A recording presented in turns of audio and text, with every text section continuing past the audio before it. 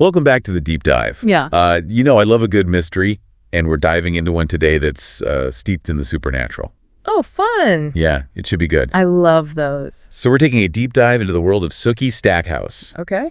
She's a telepathic barmaid living in Bontemps, Louisiana, and her life is anything but ordinary. Sounds interesting already. It is, and our source material is an excerpt from the second Sookie Stackhouse novel. Okay. And things get wild pretty quickly. I bet. Yeah. So what's really captivating about this excerpt is how it plunges us right into a world where vampires are real. Yeah, and they've only recently come out of the coffin, so to speak. Right. They're trying to integrate into society, but as you can imagine, that's causing all sorts of friction and fear. Right. It's like imagine suddenly finding out that all those vampire myths and legends are true. Oh, yeah, that'd be crazy. And to make things even more interesting for Sookie, she can hear everyone's thoughts. Oh, my gosh. Can you imagine having that ability? No way. It's both a gift and a curse. It would have to be. Especially in a world where secrets are lurking around every corner. Yeah, exactly. Sookie's constantly bombarded by the thoughts and emotions of those around her. Oh, gosh. Which makes living a normal life nearly impossible. Yeah, I can imagine. And this excerpt really highlights the double life she's forced to lead. Okay. She's dating a 173-year-old vampire named Bill Compton. Oh, wow. But she has to keep their relationship a secret from a lot of people. Ah, it's a forbidden romance with a supernatural twist. Definitely. And then there's her close friendship with her boss, Sam Merlett. Right. It turns out he has a supernatural secret of his own. He's a shapeshifter. No way. Yeah, so she's surrounded by these incredible beings. Wow. And she's trying to balance her relationships with them while navigating a world that's still grappling with their existence. That sounds tricky. It creates this fascinating dynamic where she's constantly questioning who to trust. Oh, I bet. Both humans and vampires. You never know. And the excerpt throws us right into this mystery that really brings this tension to the forefront. Okay. One of Sookie's co-workers, Lafayette, is found dead in Andy Belfleur's car. Oh, no. Yeah, it's immediately suspicious. And during plea questioning, Sookie uses her telepathy. Uh-oh. And ends up revealing some pretty sensitive information about Lafayette that he had only confided to her while he was alive. Oh, man. That's rough. Yeah, it's a real ethical dilemma for Sookie. For sure. She doesn't want to violate anyone's privacy, but she also wants to help solve the murder. Yeah. It really raises the question, how do you balance personal boundaries with the responsibility that comes with an ability like hers? Right. You would almost have to set some really strict ground rules, I think. Exactly. And the situation spirals from there. She gets pulled into another investigation. Okay. This time involving a missing vampire named Farrell in Dallas. Oh, wow. Turns out Sookie made a deal for protection with Eric Northman, a powerful vampire from Shreveport. Okay.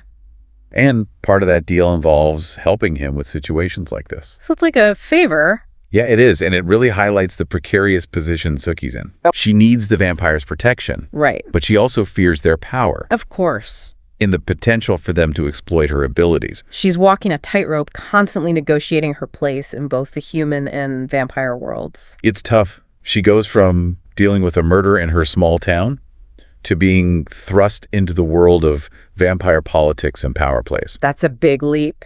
It is in Dallas. She and Bill meet Stan Davis, the head vampire of the area. Okay. Who's trying to keep his true identity under wraps. Makes sense. And he wears these hilarious glasses held together with Scotch tape. Oh, no way, Reese. That's so funny. That's great. It's such a great detail. Yeah.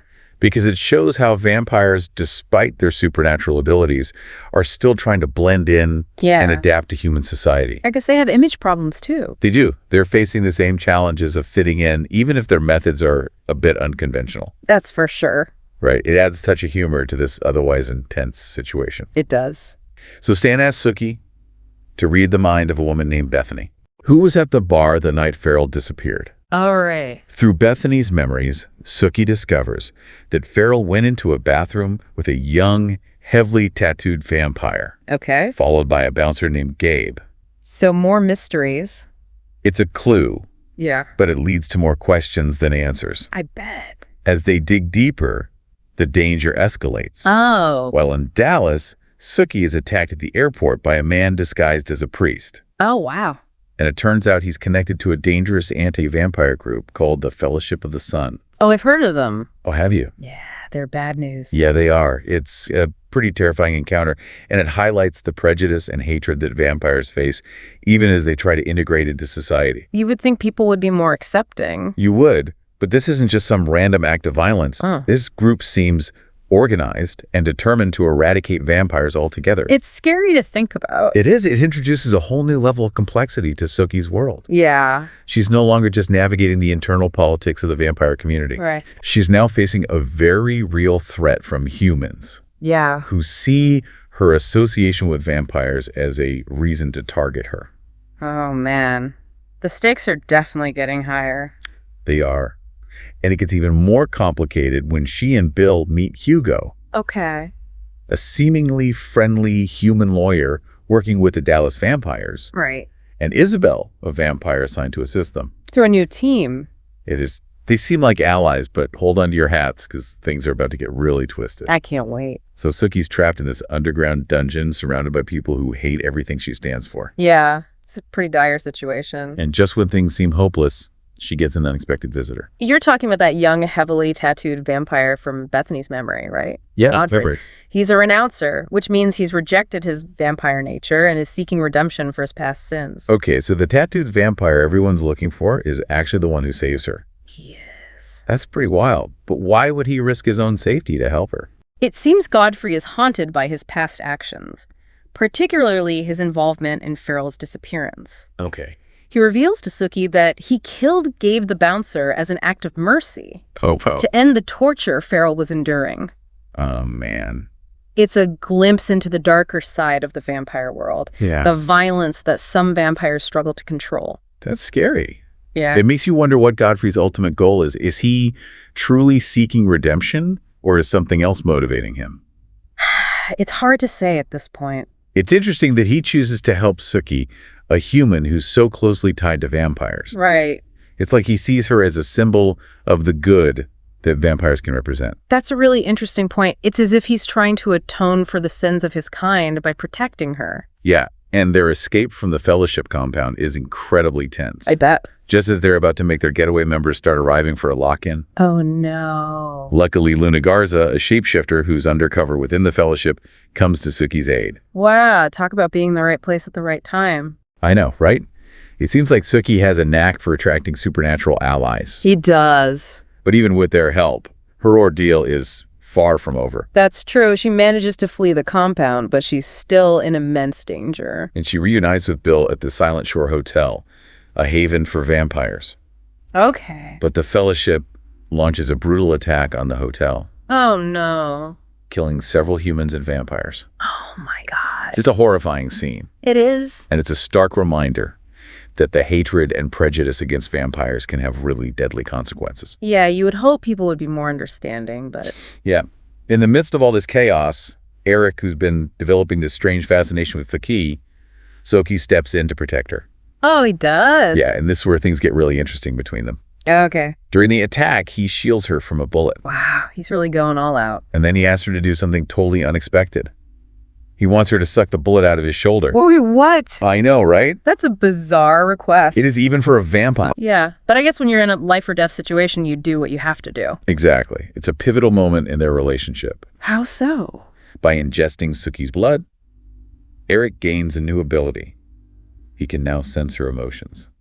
Really? Yeah, it creates a profound connection between them, one that transcends the physical. So now there's this whole new layer to their dynamic. There is, and I bet Bill isn't too happy about this. I bet not. He's already jealous of the attention Eric has been paying to Sookie, and now they share this intense emotional link. Yeah, Bill's possessiveness is definitely heightened by this turn of events. Yeah, he feels threatened by Eric's growing influence over Sookie, and it creates a lot of tension between them. It's not just a typical love triangle, though, right? No, it's not. Vampires are inherently possessive creatures. Okay. They have a strong instinct to control and protect what they consider theirs, and that extends to their relationship. So you're saying it's more than just a romantic rivalry. Yeah, Bill's feelings for Sookie are genuine, but they're also intertwined with his vampire nature. It's like she's caught between his love and his primal instincts. Right. And speaking of complications, there's another shocking revelation in this excerpt. What's that? Bill discovers that he has living descendants in Bontemps. No way.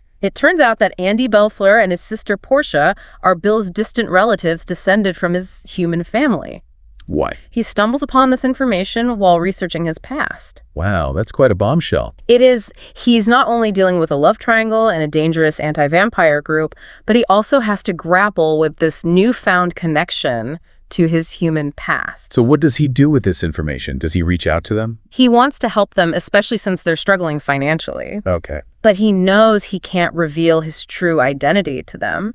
It would be too risky, both for him and for them. It's a classic case of wanting to do the right thing, but being constrained by circumstances. Exactly. He's caught between his desire to protect his secret and his sense of responsibility towards his newfound family. It's a fascinating conflict, and it adds a whole new dimension to his character.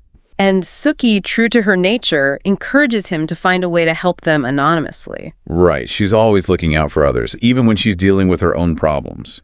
She is, but her compassion and empathy often put her in dangerous situations. It's true. Remember that Maynard from earlier in the excerpt? Oh, yeah. Well, she makes a dramatic reappearance. And this time, things get really out of hand. How so? The Maynard Callisto represents chaos and primal desires, and she unleashes her power at a party. Sookie attends with Bill Eric and Andy Belfleur, inciting the partygoers to violence and madness. So the party descends into chaos. It does, and Sookie finds herself at the center of yet another horrifying ordeal. This scene is particularly disturbing because it shows how easily humans can be manipulated, how quickly their base desires can override their reasons. It's a sobering thought. It is. Callisto acts as a catalyst, but the violence ultimately stems from within the partygoers themselves. It makes you wonder what lurks beneath the surface of seemingly ordinary people. It does, and as we'll see in the final part of our deep dive, the fallout from this massacre will have far-reaching consequences for everyone involved. Okay, so we left off with that horrifying massacre at Andy Belfleur's party. I'm still trying to wrap my head around how quickly things escalated. It is a stark reminder of how fragile order is. You know, how easily things can just descend into chaos. Yeah, especially when you have someone like Callisto pulling the strings. Right, she preys on human weaknesses. Yeah, amplifying their desires and turning them against each other. It's a chilling example of how even the most civilized veneer can crack under pressure. Oh, yeah, and Sookie's right there in the middle of it all. She's already been through so much in this excerpt. Kidnapped, betrayed, almost killed. Right, and now she's witnessing this brutal act of violence. I can't even imagine what she's going through emotionally. It really speaks to her resilience. Yeah. Her ability to endure trauma and keep going. But it also raises questions about the cost of her empathy. You know, she absorbs the emotions of those around her. Right. So she's not just witnessing this horror. She's feeling it on a visceral level. That must be awful. It's a heavy burden to carry. It is. And the aftermath of the party is just as disturbing. Oh, yeah. Bill and Eric, in an attempt to cover up the massacre, decide to burn down the cabin. Wow, that's a drastic measure. It is, and it highlights the difficult choices they face as they try to coexist with humans. This act really underscores that tension between their vampire nature and their desire to integrate into human society. Yeah, they're forced to break the law. Right, resort to violence in order to protect their secret. It raises questions about the limits of coexistence. It does, the moral compromises they have to make in order to survive. And it puts them in a morally ambiguous position. Yeah. They're essentially erasing evidence of a crime, even though they weren't the ones who committed it. And what about the human victims? Their families deserve answers, justice. It's a complex situation with no easy answers. It is. And to complicate matters further, Andy Belfleur, still reeling from the Maynard's influence, stumbles upon the scene, and he immediately suspects Bill. Oh. He pulls out a gun, threatening to expose everything. Oh, wow. So not only are they dealing with the fallout of the massacre, but they're also facing a potential exposure situation. Exactly. It's like a ticking time bomb. And Eric, in a controversial decision, decides to erase Andy's memory. Oh, wow. Just as he did with Tara earlier. It's a powerful example of how vampires can use their abilities to control and manipulate humans. Right, even if they believe they're doing it for the greater good. It raises some serious ethical questions. Is it ever justifiable to violate someone's free will, to tamper with their memories, even if it's to protect them or others? It's a gray area for sure. Yeah, and it's a theme that runs throughout the Sookie Stackhouse series. Definitely the lines between good and evil, right and wrong, are constantly blurred. Right, especially when you're dealing with supernatural beings. And the impact of this massacre extends far beyond the immediate circle of those involved. Yeah, the story makes national news. It's dubbed the Dallas Midnight Massacre, And it's portrayed as a hate crime against vampires. It's a strange twist of fate. The very group responsible for the massacre, the Fellowship of the Sun, inadvertently creates a wave of public sympathy for vampires. Right. It fuels this movement for legislation to protect vampire rights, which is ironic considering their goal was to eradicate them entirely. It shows how unpredictable events can have unintended consequences. Yeah. Actions ripple outward, creating change in ways that no one could have anticipated. And amidst all this chaos, Bill grapples with his own personal revelation. Okay. He decides to anonymously provide financial assistance to Andy and Portia, He does. honoring his connection to his human lineage. It's a powerful act of redemption. Yeah. He's acknowledging his past, his connection to these humans, even if he can't openly claim them as family. It's a subtle way of making amends for the choices he's made, both as a human and as a vampire. It's a beautiful moment of humanity amidst all the darkness. It is, and it speaks to the enduring power of family ties, even across lifetimes and species. Right, and ultimately that's one of the most compelling aspects of this excerpt. Yeah, the exploration of connections, the bonds that tie us together despite our differences. Sookie, despite the dangers and heartbreaks she faces, continues to seek connection, whether it's with her vampire lover, her shapeshifter boss, or the humans whose thoughts she hears. It makes you wonder, if you were in her shoes, how would you navigate these complex relationships? It's a question that lingers long after you finish reading the excerpt. Yeah, how would you handle the weight of her telepathic abilities, the constant intrusion into the minds of others? It challenges us to examine our own perceptions of privacy, the boundaries we set, and the choices we make when confronted with extraordinary circumstances. So what does it all mean? This deep dive into the world of Sookie Stackhouse has taken us on a wild ride. It has mystery, murder, betrayal, even a touch of romance. It's a reminder that even in a world where vampires and shapeshifters exist, the most powerful forces are often the ones we least expect. Love, loyalty, and the enduring strength of the human spirit. It's a story that stays with you, prompting you to think about the choices you would make if faced with similar challenges. Would you embrace the supernatural, or would you fear it? Would you seek to exploit it, or would you use your abilities for good? Those are questions worth pondering, They are. and we want to hear your thoughts. What stood out to you the most in this excerpt? How would you handle Sookie's abilities? Share your insights and questions on social media, and we'll be sure to dive deeper into your feedback in future episodes. Thanks for joining us on The Deep Dive.